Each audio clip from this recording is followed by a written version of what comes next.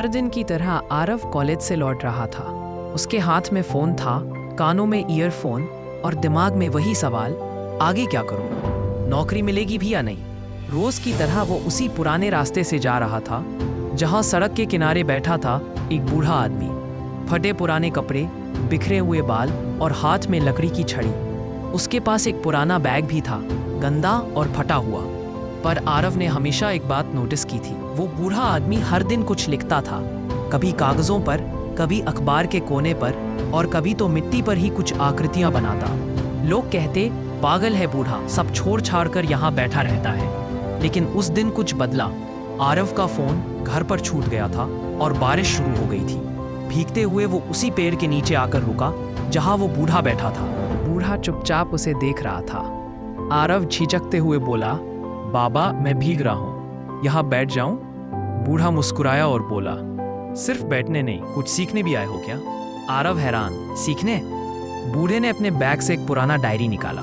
उसमें hand written coding थी, Python, JavaScript और कुछ एआई एल्गोरिथम्स तक। आरव दंग रह गया, ये सब आपको कैसे आता है? बूढ़ा शांत आवाज में बोला, क्योंकि मैं MIT का प्रोफेसर था, अमेरिका में पढ़ाता था, लेकिन अब यहाँ हूँ। आरव, MIT? वो दुनिया की टॉप यूनिवर्सिटी। बूढ़ा मुस्कुराया, हाँ लेकिन एक दिन मेरा बेटा कार एक्सीडेंट में चला गया और मैं टूट गया। सब कुछ छोड़कर भारत आ गया, वहां से जहां से मैंने शुरू किया था। अब मैं अपना जीवन उन्हें देना चाहता हूँ जिन्हें कोई नहीं सिखाता। स्लम के बच्चे, अनाथ बच्चे, सड़क पर रहने वाले। मैं उन्हें कोडिंग सिखाता हूँ। आरव की आंखें भर आईं, जिसे वो अब तक एक बेघर बूढ़ा समझता था। वो असल में एक नायक था। अगले दिन आरव फिर उसी जगह आया। बूढ़ा वहां नहीं था। कई दिन गुजर गए, लेकिन वो नहीं दिखा।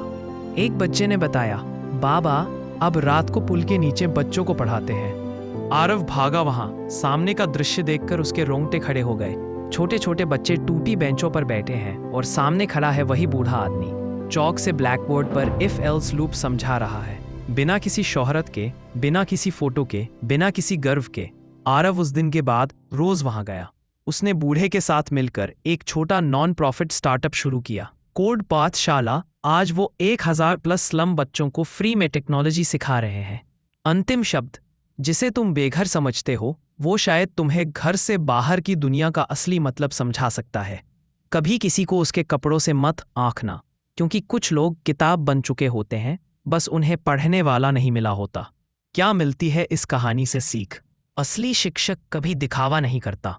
हर कोई किसी ना किसी कारण से लड़ रहा होता है। बदलाव शुरू होता है सिर्फ एक इंसान की समझ से।